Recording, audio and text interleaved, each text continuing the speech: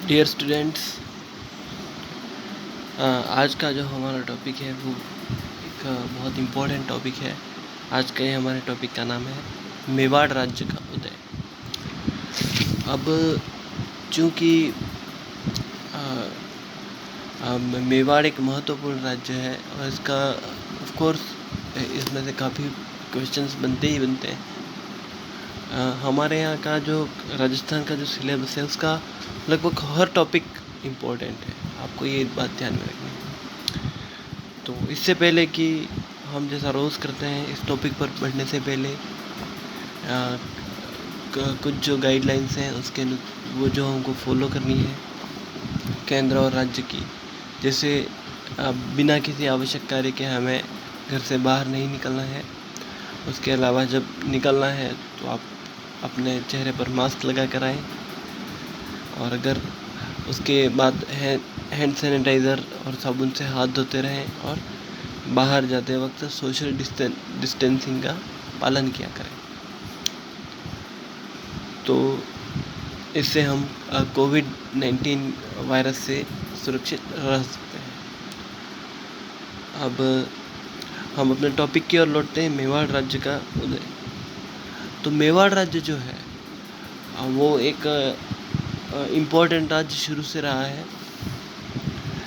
ये सिकंदर के समय में लगभग शिवी जनपद के नाम से प्रसिद्ध था ये भाग। उसके बाद यह भाग मेदपाट नाम से प्रसिद्ध हुआ, और धीरे धीरे मेदपाट यह शब्द रूप परिवर्तित होकर मेवाड़ बन गया। यहाँ पर मुख्यतः गुहिलों का शासन रहा। जो हमारी हिस्ट्री है, जो हमको ज्ञात इतिहास है, उसके अनुसार यहाँ पर मुख्यतः गुहिलों का शासन हुआ, और इन गुहिलों के शासन में ये लगभग राजस्थान का सर्वाधिक पुराना राजवंश माना जाता है। और राजस्थान ही नहीं, इसको भारत के सबसे प्राचीन राजवंशों में से एक माना जाता है। तो आज हम मेवाड़ राज्य के बारे में पढ़ेंगे और गुहिल राजवंश का अभ्युदय किसे हुआ। तो हम इसका आरंभिक काल, मुहणोत नैन्सी के अनुसार गुहिलों की 24 शाखाएं थी। कर्नल जेम्स टॉड ने भी गुहिलों की 24 शाखाओं को माना है। इनमें कई प्रकार के गुहिल थे, जैसे कल्याणपुर के गुहिल, वागड़ के गुहिल, मारवाड़ के गुहिल, काठियावाड़ के गुहिल, मेवाड़ के गुहिल आदि।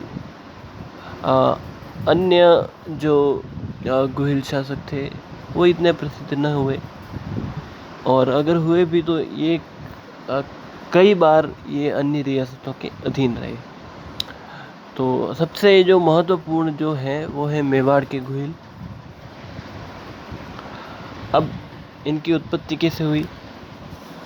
अबुल फजल के अनुसार गुहिल जो थे वो ईरान के बादशाह नौशेरवा आदिल के वंशज थे, और D.R. भंडारकर मानते हैं कि मेवाड़ के गुहिल ब्राह्मण वंश से थे।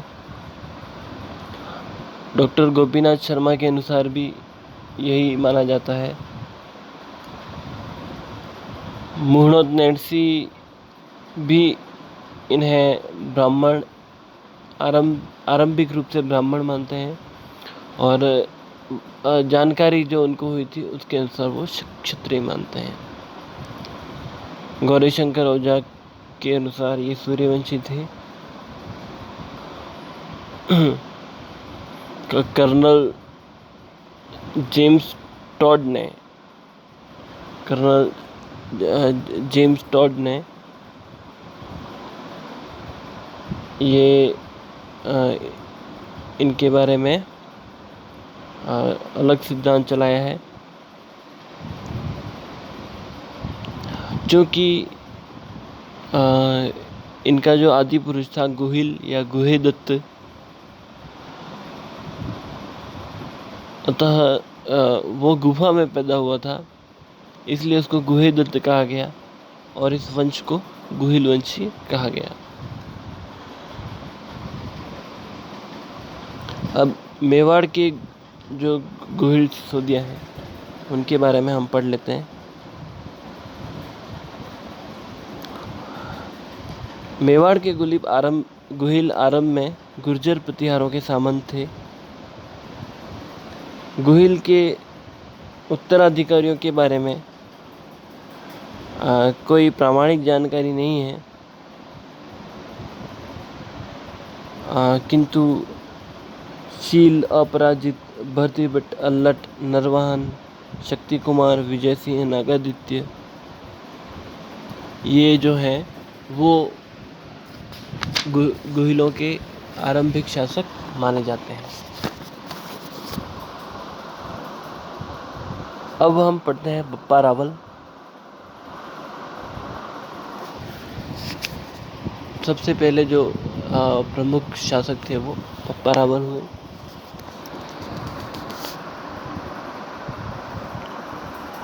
कर्नल टॉड के अनुसार ईडर के जो गुहिल वंशी शासक थे राजा नागादित्य, इनकी हत्या के बाद वह विधवा पत्नी अपने उसका जो 3 वर्षीय पुत्र था बप्पा, उसको लेकर कमलावती के वंशजों के पास ले गए। यहाँ पर बप्पा ब्राह्मणों की गाय चराता था। इसका आरंभिक नाम जो था वो कालभोज था और रावल इसकी उपाधि थी। तो ये बात यहाँ पर तय है कि कालभोज इसका मूल नाम था। ये हारित ऋषि की गाय चराता था। कवि राजा श्यामल दास ने जो अपना ग्रंथ है वीर विनोद, उसमें मौर्यों से चित्तौड़ दुर्ग छीनने का जो समय बताया है वो 734 ईस्वी बताया है और इस समय गुहिलों की जो आरंभिक राजधानी थी वो नागदा थी।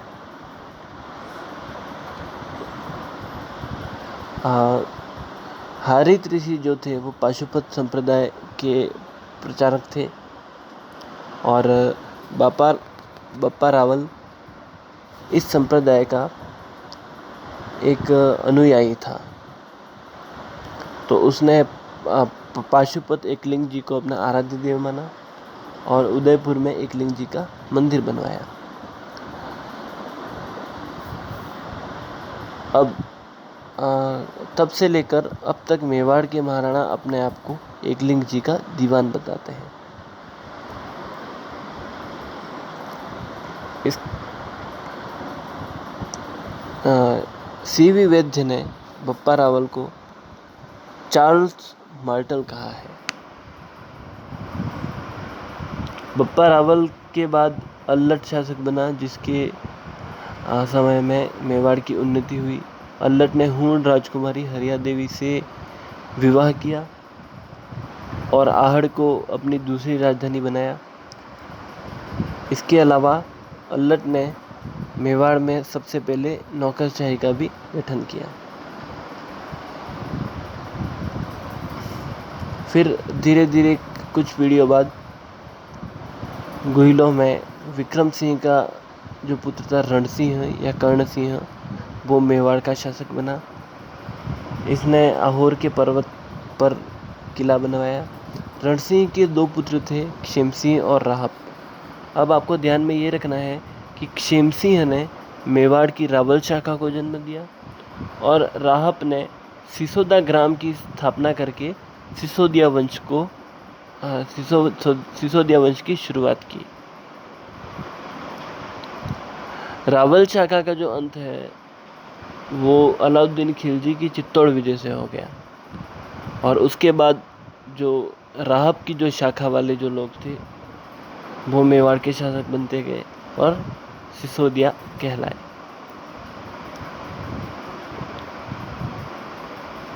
अब हमें जो मेवाड़ का जो क्षेत्र है उसके बारे में पढ़ते हैं। तो क्षेमसिंह के जो 2 पुत्र थे सामंत सिंह और कुमार सिंह हुए। सामंत सिंह से कीतू चौहान ने मेवाड़ छीन लिया। बाद में कुमार सिंह ने मेवाड़ कीर्तिपाल से फिर से ले लिया। इसके बाद कुमार सिंह का एक वंशज जैत्र सिंह शासक बना। इसके समय इल्तुतमिश का नागदा पर आक्रमण हुआ। इसके अनुसार हम्मीर मदमर्दन के अनुसार जैत्र सिंह ने इल्तुतमिश को परास्त कर दिया, लेकिन नागदा को भी भारी हानि पहुंची थी, इसलिए जैत्र सिंह ने अपनी राजधानी नागदा से चित्तौड़ स्थानांतरित कर दी। जैत्र सिंह का जो अंतिम काल था उसमें दिल्ली के सुल्तान नासिरुद्दीन महमूद ने मेवाड़ पर आक्रमण किया।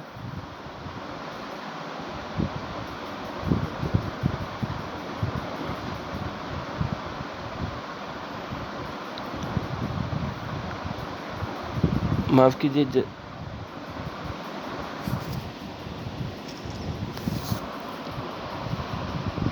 लेकिन इसके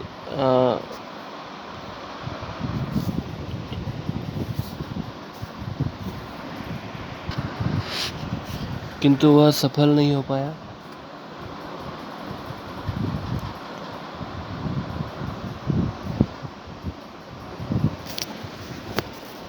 इसके बाद जैत्र सिंह के बाद जो अगला राजा है वो तेज सिंह था। जैत्र सिंह के बाद तेज सिंह मेवाड़ का शासक बना। इसने परम भट्टारक, महाराजा धीराज और परमेश्वर की उपाधियां धारण की। तेज सिंह के समय में बलबन का आक्रमण हुआ था, लेकिन बलबन को सफलता न मिली थी। तो तेज सिंह के समय में श्रावक प्रतिक्रमण सूत्र चूर्णी ग्रंथ लिखा गया था। तेज सिंह के बाद उसका पुत्र समर सिंह मेवाड़ का शासक बना। इसके बाद समर सिंह के दो पुत्र हुए, रत्न सिंह और कुंभकर्ण। रावल रत्न सिंह मेवाड़ का शासक बना और कुंभकर्ण ने नेपाल में शाही वंश की स्थापना की। रावल रत्न सिंह जो था वो 1302 के आसपास गद्दी पर बैठा था, और इसके जीवन की जो सबसे प्रमुख घटना है वो है अलाउद्दीन खिलजी का आक्रमण करना। अलाउद्दीन खिलजी के मेवाड़ पर आक्रमण के कई कारण थे। एक तो चित्तौड़ का व्यापारिक और सामरिक महत्व, अलाउद्दीन का महत्वाकांक्षी एवं साम्राज्यवादी होना, तथा एक कारण जो बताया जाता है वो है रावल रत्न सिंह की जो रानी पद्मिनी थी उसको प्राप्त करना। लेकिन ये जो कारण है वो मलिक मोहम्मद जैसी के द्वारा बताया जाता है। तो 1303 में अलाउद्दीन खिलजी ने चित्तौड़ पर आक्रमण किया। उसके बाद इसमें रत्न सिंह अपने सेनापतियों के साथ लड़ते हुए वीर गति को प्राप्त हुआ तथा 1600 स्त्रियों के साथ पद्मिनी ने जौहर कर लिया। जीतने के बाद यह जो चित्तौड़ का किला था उसको खिज्र खां को दे दिया और उसका नाम खिजराबाद रखा गया। पद्मिनी की कथा जो है वो एक मलिक मोहम्मद जैसी की जो पद्मावत है उसमें लिखी हुई है।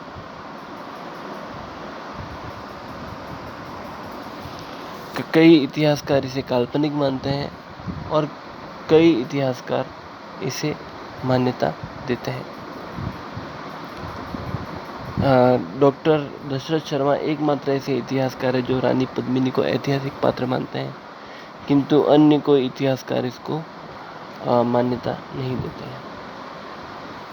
तो इस तरह से जो मेवाड़ के गोहिल शासक थे उनकी रावल शाखा का अंत हुआ। जो आगे की जो सिसोदिया वंश की शाखा चली उनकी, राहब के वंशजों की, उसके बारे में हम अगले वीडियो में पढ़ेंगे। धन्यवाद।